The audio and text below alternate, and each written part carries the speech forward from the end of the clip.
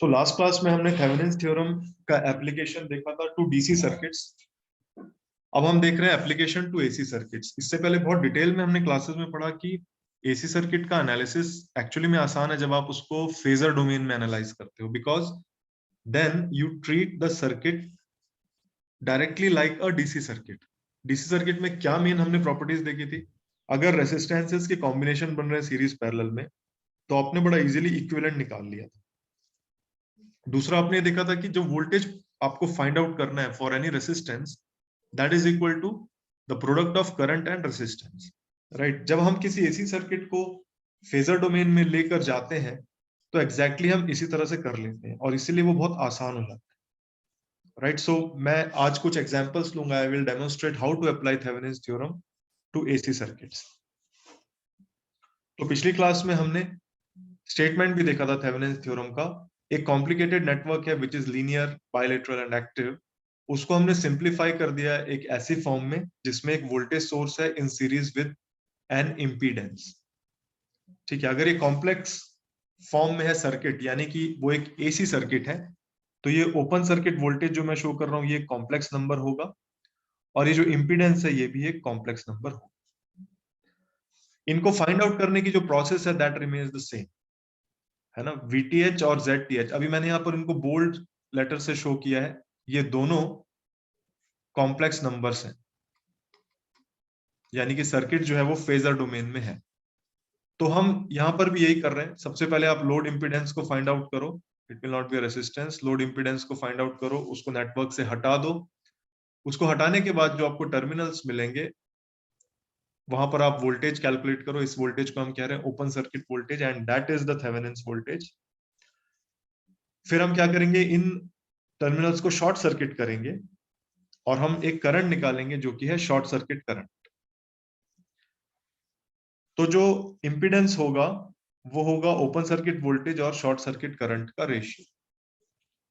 अगर सर्किट में कोई इंडिपेंडेंट सोर्स नहीं है तो हम क्या कर सकते हैं, सारे डिपेंडेंट सोर्स अगर सर्किट में कोई डिपेंडेंट सोर्स नहीं है तो हम क्या कर सकते हैं कि जो इंडिपेंडेंट सोर्सेज है उनको डीएक्टिवेट कर दें, यानी करंट सोर्स को ओपन सर्किट से और वोल्टेज सोर्स को शॉर्ट सर्किट से रिप्लेस कर दें, और फिर ये जो नया नेटवर्क बन जाएगा उसका इक्विवेलेंट इंपीडेंस निकाल।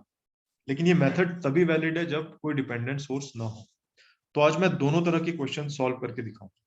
ठीक है, शॉर्ट सर्किट करंट निकालने का मेथड जो है वो इसलिए भी इंपॉर्टेंट है क्योंकि नॉर्टन्स थ्योरम में हमें ये करना ही करना पड़ेगा, right. So I will show both the methods for two different circuits. So I'm taking this example.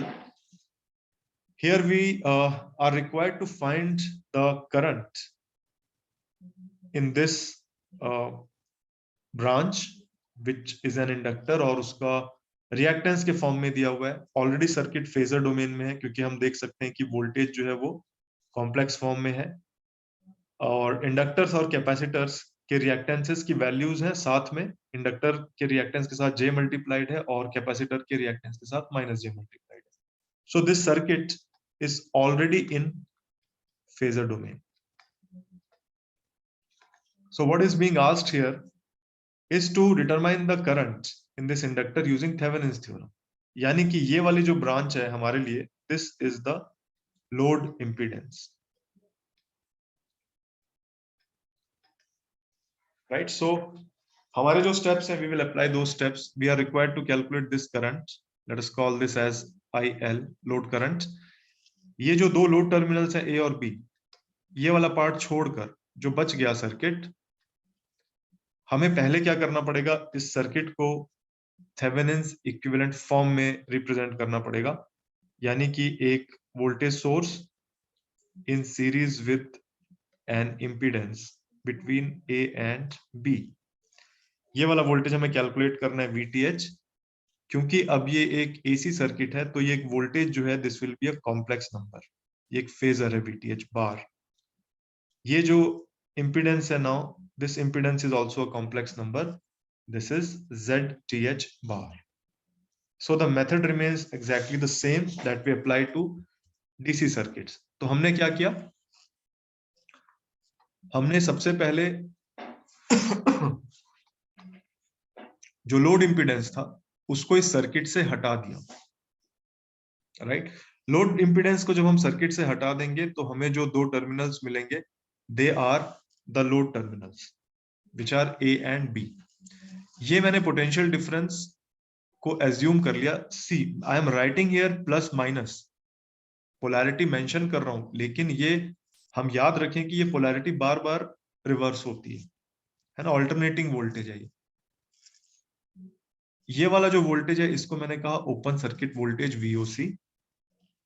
क्योंकि एक AC सर्किट है तो ये एक VOC एक कॉम्प्लेक्स नंबर है, इसलिए मैंने इसको लिखा VOC bar. And this VOC bar is to be calculated and it will be known as the Thevenin's equivalent voltage, right? तो इस सर्किट में हमें ये कैलकुलेट करना है। इसको कैलकुलेट करने के लिए हम स्टैंडर्ड मेथड यूज करेंगे, हम ब्रांच करंट मेथड यूज कर रहे हैं यहाँ पर। तो सबसे पहले हम देखेंगे कि क्या इस सर्किट में कोई करंट सोर्स है। तो we do not find any current source here, we only see two voltage sources which are independent voltage sources। यानी कि जो ब्रांचेस के करंट्स हैं वो हमें लेने पड़ेंगे in terms of variables, right. So मैंने एक ये वाला करंट एज्यूम करा I1 and once again phasor domain में है तो I am writing it I1 bar. ये इस जंक्शन तक आएगा, इसके पास दो पाथ हैं जाने के लिए, एक ए की तरफ जाएगा और एक डाउनवर्ड जाएगा। ए की तरफ जो पार्ट जाएगा उसके पास आगे फ्लो होने के लिए कोई रास्ता नहीं है, because this is open circuited, which means that whole of this current I1 bar will come here। तो -8J से जो करंट जाएगा that will be I1 bar, so this current is I1 bar। और ये देखो ये करंट यहां से आना चाहिए था, इसका मतलब whole of this current is turning leftwards and it is going through the source। तो I1 bar जो है वो इसी लूप में अकेला फ्लो, ठीक है। ऐसे दूसरी ब्रांचेस के करंट भी हमें एज्यूम करने पड़ेंगे। तो ये करंट मैंने एज्यूम कर लिया I2 बार। ये current once again similar logic से whole of this current will come here and whole of this current will go here. So मैंने यहाँ पर करंट्स के डिस्ट्रीब्यूशन कर लिए हैं। Excuse me sir. Yes sir middle branch में करंट नहीं होगा? मिडिल ब्रांच में कोई करंट नहीं होगा। इसका जो लॉजिक है वो मैं थोड़ी देर में आपको और थोड़ा डिटेल में बताऊंगा कि किरचॉफ्स करंट लॉ जो कि हम एक नोड पर अप्लाई कर रहे हैं एक्चुअली वो पूरे सरफेस पर एप्लीकेबल है। लेकिन अगर आपको वो सब नहीं भी जानना है तो आप इतना याद रखो, देखो मैंने ये करंट I1 यहाँ एज्यूम किया था, ये कहाँ से आया था, यहाँ से आया होगा, है ना। ये यहाँ से आया होगा, ये यहाँ से आया होगा। तो ये यानी इस नोड के बाद जंक्शन के बाद जो करंट है I1 होना चाहिए। बिकॉज देखो अगर मैं इसको कह दूं सी से लेकर पूरा ए तक जाते हुए कोई भी जंक्शन नहीं है, यानी कोई भी ऐसा पॉइंट नहीं है जहां पर I1 करंट डिवाइड हो सके। सो ये सी से लेकर ये I1 करंट लेफ्टवर्ड्स आया, फिर ऊपर आया, फिर ए पर आ गया, कहीं पर भी इसमें डिवाइड होने के लिए कोई जंक्शन नहीं था, ठीक है। इसलिए हमें I1 पूरा यहाँ दिख रहा है और यहाँ पर करंट 0 होना चाहिए, बिकॉज I1 ऊपर से आ रहा है और लेफ्ट की तरफ चला गया, तो नो करंट के विल गो देयर। इसी लॉजिक से I2 भी ऐसा है। इसके बारे में थोड़ा सा और बताऊंगा after we finish this, but for the time being हम करंट डिस्ट्रीब्यूशन को इस तरह से समझें। ओके सर, ठीक है। So now I have 3 variables here I1, VOC and I2, और हमें कैलकुलेट करना है VOC। सो एक मैं ये वाला लूप लूंगा clockwise, I am calling it loop 1। एक मैं ये वाला लूप लूंगा clockwise, I am calling it loop 2। ये दोनों लूप से हमें I1 और I2 मिलेंगे, और हमारा लेकिन मेन जो टारगेट है वो है कैलकुलेशन ऑफ VOC। तो उसके लिए फिर मैं ये वाला लूप लूंगा, third loop, I am calling it loop 3। Okay, so now I am going to write the equations. आप लोग बस ये याद रखें कि जैसे हम डीसी सर्किट्स में करते हैं एग्जैक्टली हम उसी फैशन में चल रहे हैं। Okay, so I will explain it also here. So I am writing KVL for loop 1, ठीक है। I am starting from the junction C। देखो मैं C से लेफ्टवर्ड्स आया, कोई एलिमेंट नहीं है मेरे रास्ते में। फिर मैं ऊपर की तरफ जा रहा हूं, तो मुझे एक वोल्टेज सोर्स दिखाई देगा। मैं लोअर पोटेंशियल से हायर पोटेंशियल की तरफ जा रहा हूँ। राइज इन पोटेंशियल है, इसलिए मैंने माइनस साइन लिया। वोल्टेज की वैल्यू एक कॉम्प्लेक्स नंबर है, पोलर फॉर्म में है ये 100 ∠0°। ठीक है, फिर मैं इस पॉइंट पर आ गया जो मैंने क्रॉस बनाया है। क्रॉस से मैं ए की तरफ जा रहा हूं। रास्ते में मुझे एक इंपीडेंस दिखाई दे रहा है जिसकी वैल्यू है 4J ohms। और जैसे हम रेसिस्टेंस वाले सर्किट्स में करते हैं कि voltage equal to I into R, वैसे ही हम यहां पर करेंगे। Potential difference equal to value of the impedance यानी कि 4J इंटू करंट। करंट क्या है? I1 bar. ये भी एक कॉम्प्लेक्स नंबर। और हम जा रहे थे लेफ्ट से right. Current is also moving from left to right. Impedance का केस है, यानी कि एक फॉल इन पोटेंशियल है, so I take it with a positive sign. फिर मैं ए पर आ गया, ए से मैं सी पर गया। करंट मेरे साथ साथ चल रहा है, इंपीडेंस है ये, यानी अगेन अ पॉजिटिव साइन। और इंपीडेंस की वैल्यू जो है वो है -8J। और उसका जो करंट है दैट इज I1 बार। मैंने सी से चलना स्टार्ट किया था, मैं सी पर वापस आ गया हूं। So this is equal to 0। This will be the first equation. इस इक्वेशन में अगर किसी को डाउट है तो प्लीज आस्क।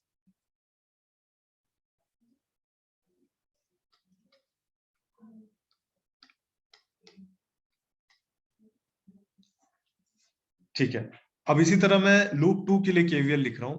मैंने जो क्रॉस बनाया मैं यहां से स्टार्ट कर रहा हूं, और यहां पर मैंने क्लॉकवाइज लिया हुआ है, तो मैं इस क्रॉस से पहले इधर आया।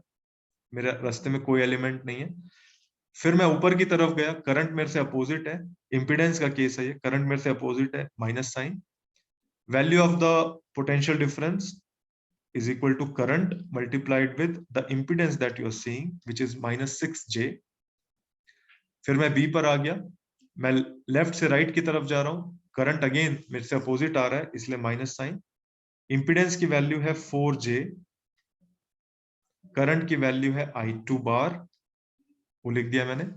फिर एक वोल्टेज सोर्स आया रास्ते में। मैं हायर पोटेंशियल से लोअर पोटेंशियल की तरफ जा रहा हूं। There is a fall in potential, so plus sign. Value of potential difference, again this is a complex number, polar form में है, लेकिन ये 100 ∠60°। और मैंने जिस क्रॉस से चलना चालू किया था मैं वहां पर वापस आ गया हूं। So this algebraic sum should be equal to 0। So this will be the equation for loop 2। इसमें किसी को डाउट हो तो प्लीज आस्क फॉर लूप 2। ठीक है, तो अब मैं क्या करूंगा, इक्वेशंस सॉरी 1 और 2 को मैं सॉल्व करूंगा, so that I get the values of I1 and I2। सो देखो आप यहाँ पर एक ही वेरिएबल इस इक्वेशन में हमें दिख रहा है, I1 बार। सो मैंने I1 बार के कोफिशिएंट्स ले लिए, 4J -8J। जो कांस्टेंट था उसको मैंने राइट हैंड साइड में ट्रांसफर कर दिया है, 100 ∠0। So I get the value of I1 bar here. I1 bar comes out to be equal to 100 ∠0 divided by, यह है 4J -8J, यानी कि -4J। I1 बार एक करंट है, so this is in amperes. ठीक है, इस वैल्यू को आप कैलकुलेटर से कैलकुलेट कर लें। 100 ∠0 divided by -4J, so this will come out to be equal to 25J amperes। अभी मैंने इसको रेक्टेंगुलर फॉर्म में ही रखा है, अभी मैंने पोलर फॉर्म में चेंज नहीं किया इसको। इसी तरह से मैं सेकेंड वाली इक्वेशन को सॉल्व करता हूं। मैंने I2 को राइट हैंड साइड में ट्रांसफर कर दिया, इसके कोफिशिएंट्स मैं इकट्ठे कर रहा हूं। This is -6J plus 4J। मैंने इसको राइट हैंड साइड में ट्रांसफर करके ये निकाला है, and this is equal to 100 ∠60°।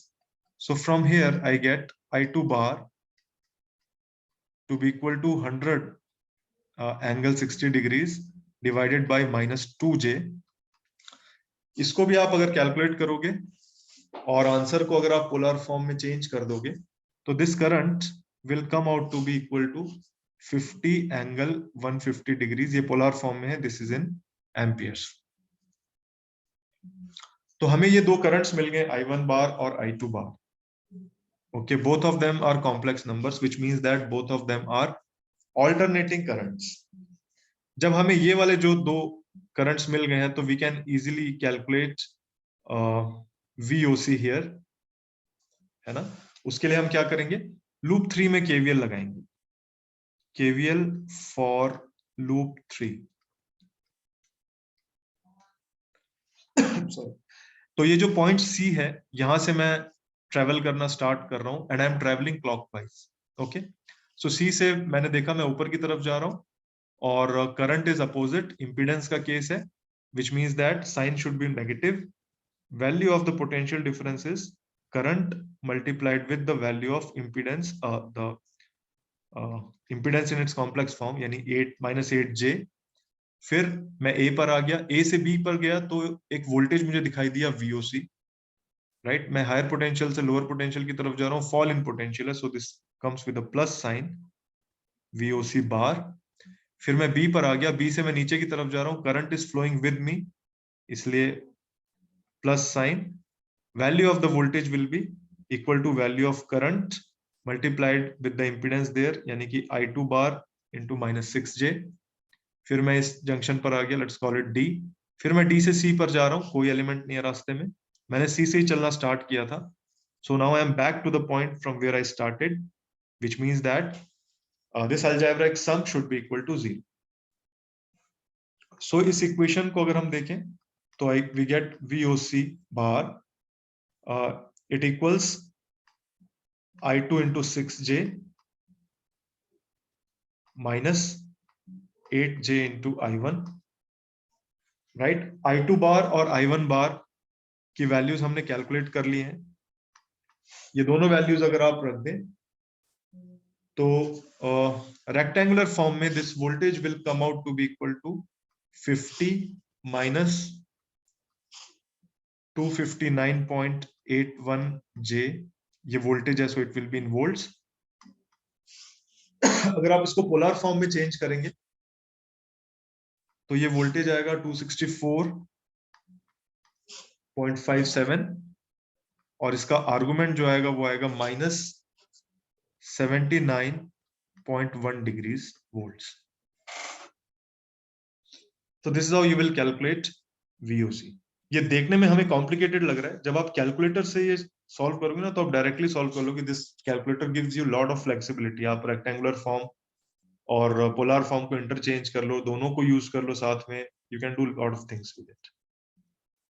Alright, तो this is how you will calculate VOC here. इसमें किसी को डाउट है तो प्लीज आस्क। अर्शदीप, आपको कोई doubt? No sir. Okay, good. So हमने यहाँ पर ये VOC कैलकुलेट कर लिया and this VOC will be equal to VTH। ठीक है, अब हमें कैलकुलेट करना है ZTH। तो मैंने वही वाला सर्किट लिया यहाँ पर जिसमें जो लोड इंपीडेंस है वो है नहीं यहाँ पर। सो ZTH हमें कैलकुलेट करना है। एक तरीका ये कि हम इन दोनों को शॉर्ट कर दें, शॉर्ट सर्किट करंट निकाल लें और ओपन सर्किट वोल्टेज और शॉर्ट सर्किट करंट का जो रेशियो है that will be equal to ZTH। ठीक है, लेकिन देखो इस सर्किट में there are no dependent sources, right.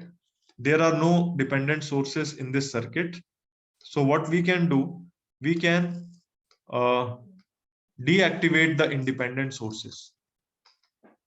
इस नेटवर्क में कोई डिपेंडेंट सोर्स नहीं है, तो मैंने क्या किया, I am deactivating this the independent sources. कैसे डीएक्टिवेट करते हैं, अगर वोल्टेज सोर्स है तो आप उसको शॉर्ट सर्किट से रिप्लेस कर दो और अगर करंट सोर्स है तो उसको आप ओपन सर्किट से रिप्लेस कर दो।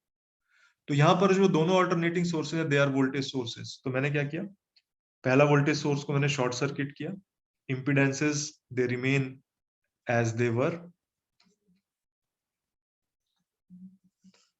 वैसे मैंने दूसरे वोल्टेज सोर्स को भी डीएक्टिवेट किया by replacing it with a short circuit and once again the impedances they remain as they were, right? So I'm writing the value, this is 4j ohms, this is -8j ohms, this is -6j ohms and this is 4j ohms। फिर हम क्या करेंगे, हम A और B के बीच में देखेंगे कि इक्विवेलेंट इंपीडेंस हमें कितना दिख रहा है। and that equivalent impedance will be equal to ZTH. ठीक है, तो देखो आप यहां पर अगर आप इस सर्किट को देखोगे तो आपको ये दिखाई देगा कि 4J ohms और -8J ohms they are in parallel, है ना। देखो इनका एक पॉइंट ये है, कॉमन है, इसका जो दूसरा पॉइंट है वो डायरेक्टली कनेक्टेड है कैपेसिटर के दूसरे पॉइंट से, which means that they are in parallel. इसी तरह से राइट साइड वाला 4J ohms और -6J ohms they are also in parallel. So this circuit can be drawn as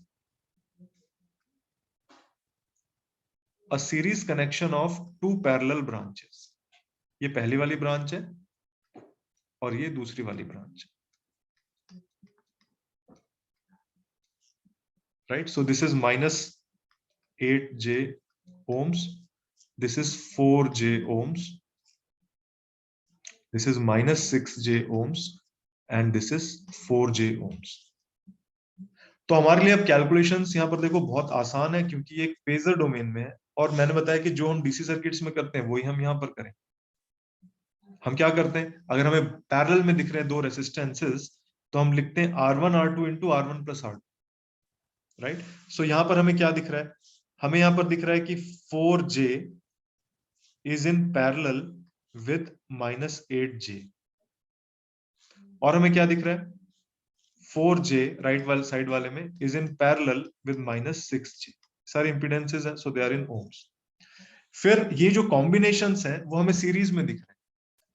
resistive network के लिए, डीसी नेटवर्क के लिए हम क्या करते हैं, सीरीज में दिख रहे तो हम डायरेक्टली ऐड कर देते हैं, तो यहाँ भी हम इनको डायरेक्टली ऐड करते हैं और ये जो चीज होगी इसको हम कहेंगे ZTH, राइट। सो ये क्या होगा, देखो एग्जैक्टली जैसे हम रेजिस्टेंसेस के लिए करते हैं वही कर रहे हैं।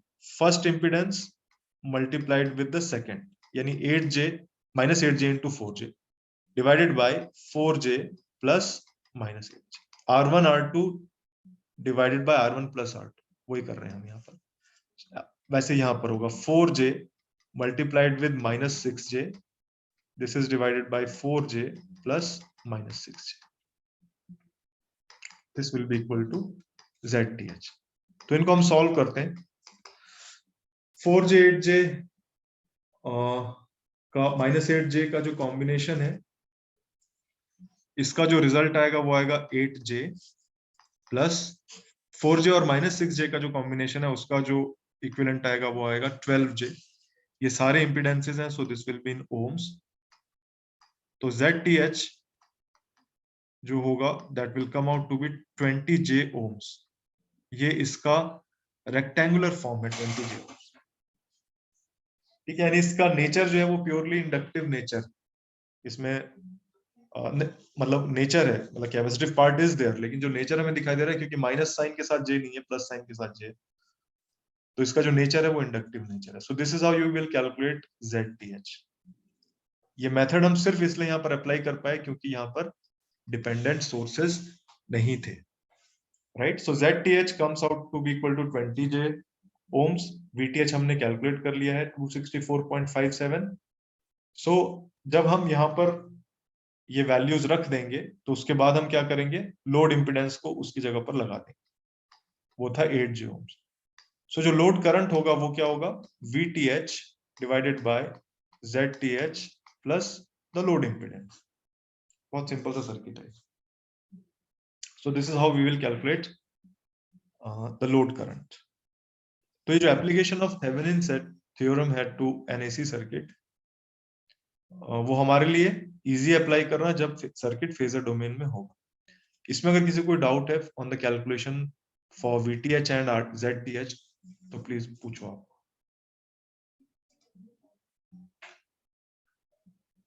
अंकित, कोई डाउट है आपको? No sir. ओके, सर ये एक बारी लास्ट का पार्ट बता देना, थोड़ा इसमें थोड़ा लग रहा है। जो मैंने ये बताया कि IL कैसे कैलकुलेट करेंगे। यस सर, ये ZTH वाला भी थोड़ा, जिसमें सीरीज पैरेलल लगे हुए हैं। ये जो सर ये दूसरा कन्वर्ट करा है ना उसके अंदर डायग्राम। ठीक है, ठीक है। देखो हमें जो सर्किट दिखाई दे रहा है वो हमें इस तरह का दिख रहा है। एक एलिमेंट यहाँ पर है, एक एलिमेंट यहाँ पर है, this is A this is B, एक एलिमेंट यहां पर है और एक एलिमेंट यहां पर है। इस तरह का हमें वो सर्किट दिख रहा है। ठीक है, हम कहते हैं कि दो एलिमेंट्स पैरेलल में हैं कब? जब उनके बीच का पोटेंशियल डिफरेंस एग्जैक्टली सेम है। इसका मतलब उन्हें सेम दो पॉइंट्स के बीच में कनेक्टेड होना चाहिए। इस जंक्शन का नाम देते हैं हम C और इसको हम नाम दे देते हैं D। Let us call this as Z1, Z2 और Z3 एंड Z4। ठीक है, हमें जो इंपिडेंस देखना है वो किन दो पॉइंट्स के बीच में देखना है? A और B के बीच में। उसका मतलब क्या होता है? उसका मतलब ये होता है कि अगर A से कोई करंट निकला तो वो B से वापस तो आएगा, उस करंट को कितना ऑपोजिशन फेस करना पड़ेगा, उसका मतलब ये होता है। तो देखो अब यहां पर हमारे पास ये जो दो पॉइंट्स हैं A और B, Z1 कैसे कनेक्टेड है? A और C से कनेक्टेड है, right? So we have another, एक जंक्शन हम ले लेते हैं ऐसा। Z1 कनेक्टेड है A और C के बीच में, ये मैंने लिख दिया Z1। Z2 को देखो, Z2 का एक जंक्शन है A से कनेक्टेड है, ये एक टर्मिनल, और एक टर्मिनल C से कनेक्टेड है। यानी Z2 भी किससे कनेक्टेड है? A और C से कनेक्टेड। ठीक है, ऐसे हम राइट साइड में आ जाए, एक जंक्शन है D, राइट? सो Z3 किससे कनेक्टेड है? देखो Z3 का लेफ्ट वाला पार्ट B से कनेक्टेड है, राइट वाला पार्ट डायरेक्टली D से कनेक्टेड है। तो Z3 is connected between B and D। Z4 देखो, इसका ऊपर वाला पार्ट B से कनेक्टेड है, नीचे वाला पार्ट D से connected, so it is connected between B and D, Z4। और देखो C और D आपस में कनेक्टेड है, ये C और D भी आपस में कनेक्टेड है। तो इस सर्किट को देखो, आपको ये दोनों पैरेलल में दिख रहे हैं और ये दोनों पैरेलल में दिख रहे हैं। तो मैंने पैरेलल में दिख रहे हैं मतलब मैंने एक नया इंपीडेंस है उसको रिप्लेस कर दिया, जिसकी वैल्यू क्या होगी? Z1 Z2 bye Z1 plus Z2। ऐसे ही Z3 और Z4 भी मुझे पैरेलल में दिख रहे थे, है ना? ये कनेक्टेड था C के साथ, ये कनेक्टेड था D के साथ, और CD भी आपस में कनेक्टेड थे। तो ये इक्विवेलेंट कितना हो गया? Z3 Z4 divided by Z3 plus Z4, right? अब देखो A से जा रहा है कोई करंट और B से वापस आ रहा है, तो उसको क्या दिखाई देगा? पहली वाली ब्रांच और दूसरी वाली ब्रांच सीरीज में दिखाई, राइट? सो इसीलिए मैंने उसको अब एक और ब्रांच से रिप्लेस कर दिया Z बार, जो पहली ब्रांच और दूसरी ब्रांच के इक्विवेलेंट इंपीडेंस के बराबर है, जो वो दोनों सीरीज में है, इसलिए मैंने इस तरह का एडिशन कर दिया। सो this is how I have calculated ZTH। अभी कुछ क्लियर हुआ थोड़ा सा? Yes sir. ठीक है, सो ये सब जब हमने कर लिया तो हमने क्या किया? थेवेनिन्स इक्विवेलेंट सर्किट बनाया between terminals A and B। सो देखो, हमने VOC कैलकुलेट किया था, वो था VTH, राइट? तो वो मैंने लिख दिया VTH बार। हमने ZTH भी कैलकुलेट किया था। जिस इंपीडेंस से हमें कैलकुलेट करना है वो इंपीडेंस अब मैंने वापस रख दिया, late us call it load impedance. और हमें क्या कैलकुलेट करना था? ये वाला current, which we call as load current, right? तो ये एक सिंपल सा एक सर्किट है जहां पर IL alone is flowing in this circuit. So what you can do, you can again apply KVL here, लेकिन एक फॉर्मूला जो हमें याद ही रहना चाहिए, बहुत सिंपल सा भी है। सो इक्वेशन यहाँ पर देखो क्या बनेगी? Minus VTH plus ZTH into IL plus ZL into IL, and this is equal to 0. So from here we get IL to be equal to VTH divided by ZTH plus ZL। इस तरह से हम load current को calculate करें। I hope this is clear to you. This equation actually shows कि the beauty of Thevenin's theorem, you see, कितना भी complicated network हो, VTH और ZTH उसके सेम रहेंगे हमेशा, irrespective of what is the value of ZL। तो आपने उसको बहुत हाईली सिंप्लीफाई कर दिया। अब ZL को जो भी वैल्यू हो, you can easily calculate IL। Okay, exams में हम लोग कई बार क्या करते हैं, स्टूडेंट्स को फर्दर थोड़ा सा डेप्थ देने के लिए हम इसमें क्या करते हैं कि हम जो सर्किट बनाकर देते हैं आपको, वो हम फेजर डोमेन में नहीं देते हैं। आपको ये चीज केयरफुली वहां पर क्वेश्चन में देखनी है। आप इजीली आइडेंटिफाई कर सकते हो कि फेजर डोमेन में नहीं है। आप देखो, ये ऑपोजिशन की वैल्यू नहीं है, ये इंडक्टेंस की वैल्यू है। This is not a reactance, this is an inductance. Henry में है, कैपेसिटर फैरेड में है, वोल्टेज टाइम का फंक्शन है।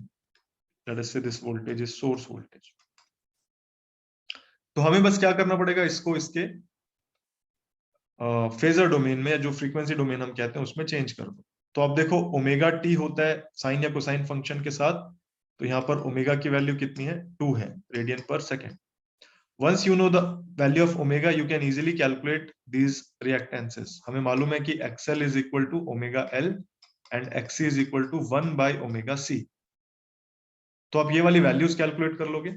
जहां जहां भी एल था वहां पर आप एक्सएल के साथ जे भी लगा दोगे और एक्सी के साथ माइनस जे लगा दोगे, और इसको भी आप एक फेजर की तरह, कॉम्प्लेक्स नंबर की तरह शो कर। तो ये सर्किट चेंज हो जाएगा फेजर डोमेन में, and then you can easily apply Thevenin's theorem there, right. So exam में आपको इस तरह के क्वेश्चंस भी आ सकते हैं।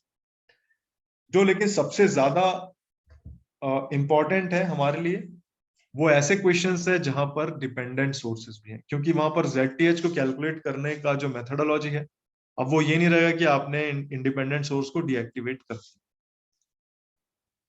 Okay, so I will quickly solve this question. This question has got an independent source, voltage source, और एक dependent source भी है यहाँ पर। ये देखो, मैं यहाँ पर सबको ना फेजर जो है उनको बार से शो कर देता हूँ। So this current source, the current is 5I bar। ये करंट सोर्स है क्योंकि एरो बना हुआ है, डिपेंडेंट है क्योंकि ये सिंबल से पता चल रहा है। ये किसी दूसरे करंट पर डिपेंड कर रहा है क्योंकि I bar जो है इट्स अ करंट, को यहाँ शो किया गया। So now we are required to calculate the Thevenin's equivalent between terminals A and B. So मैं इसको quickly एक बार solve करके दिखाता हूँ। Whole of the method remains the same.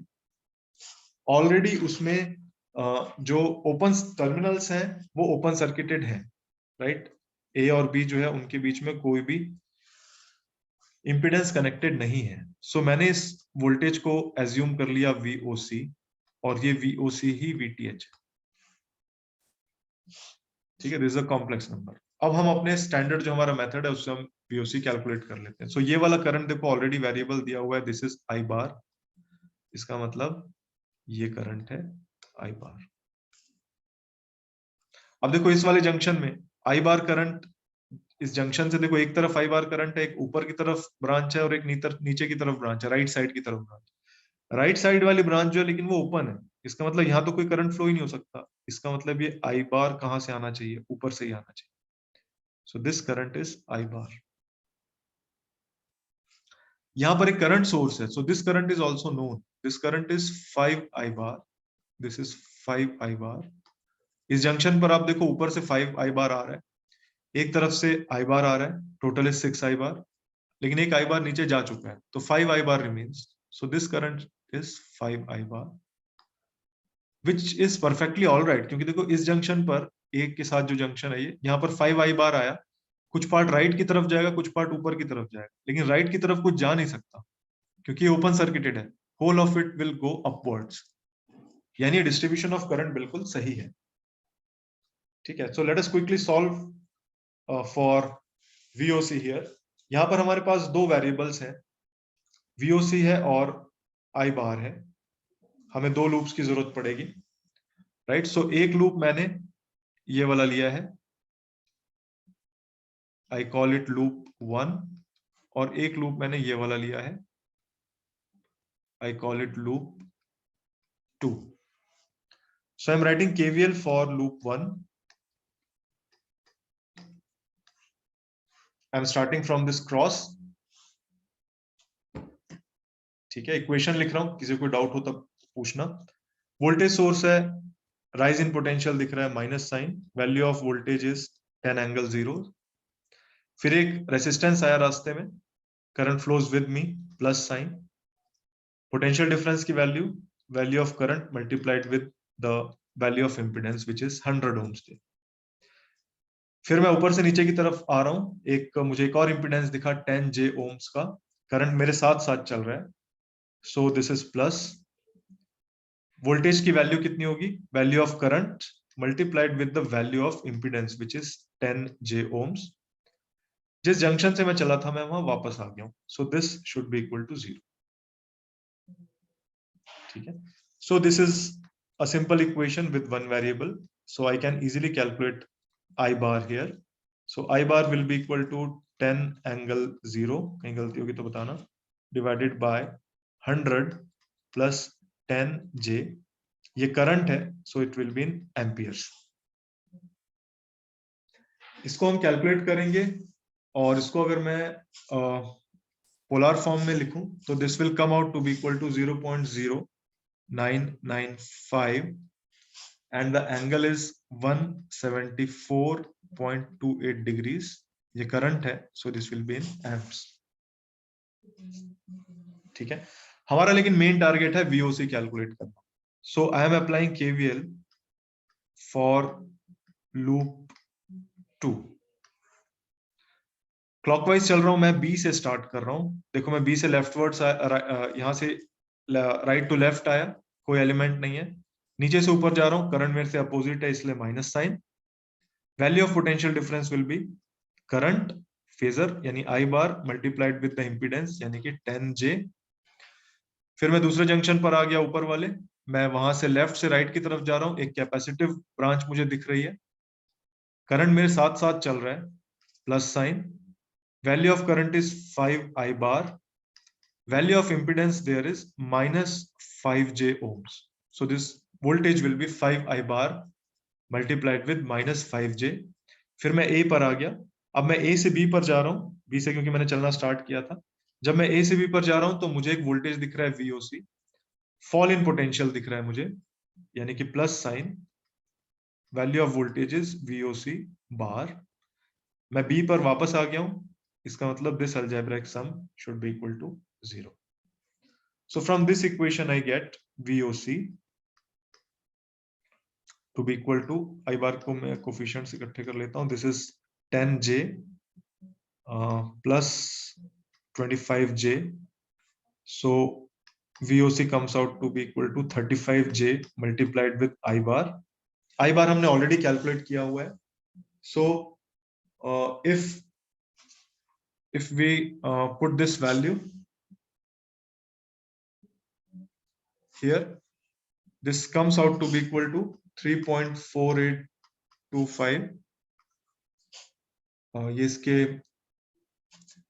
Polar form में है and angle will be 84.28 degrees. This will be in volts. Voltage है इसलिए volts में होगा.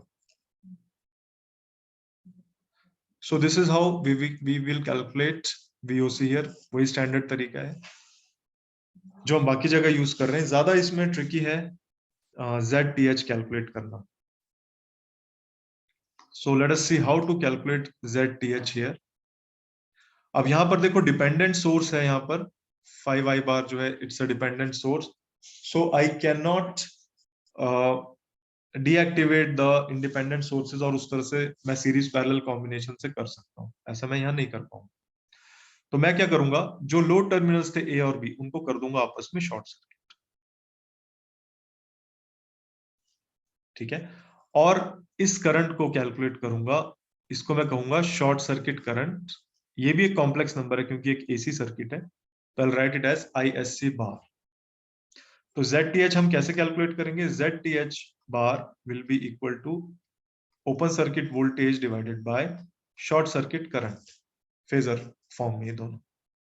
ठीक है, तो once again we will apply KCL and KVL for the calculation of this current. तो मैं यहाँ पर डिस्ट्रीब्यूशन ऑफ करंट्स, यस इसमें डिपेंडेंट सोर्स नहीं तो दूसरे वाले मेथड भी लगा सकते हैं ना. दूसरा कौन, हाँ डिपेंडेंट सोर्स अगर नहीं होता तो हम दूसरा मेथड भी लगा सकते हैं. यू आर राइट, इसलिए मैंने एग्जांपल लिया ही है एक्चुअली. तो देखो यहाँ पर ये वाला जो करंट है ये हमें पता है, दिस इज ISC है ना, B से आएगा यहाँ पर, तो ये करंट है ISC. एक ये वाला करंट हमें ऑलरेडी पता है, दिस इज I बार. ये यहाँ से आया होगा, ये यहाँ से आया होगा, so this current is I बार. तो इस जंक्शन में देखो राइट साइड से ISC इनकमिंग है, I बार आउटगोइंग है, तो remaining current is ISC minus I बार. ये नीचे से ऊपर की तरफ जाना चाहिए. एक करंट हमें और मालूम है, दिस करंट इज 5I बार, है ना, एक करंट सोर्स है, दिस करंट इज 5I बार। तो इस जंक्शन पर देखो I बार एक लेफ्ट साइड से आ रहा है, 5I बार एक ऊपर से आ रहा है, यानी 6I बार। नीचे से जो करंट आ रहा है that is ISC minus I bar.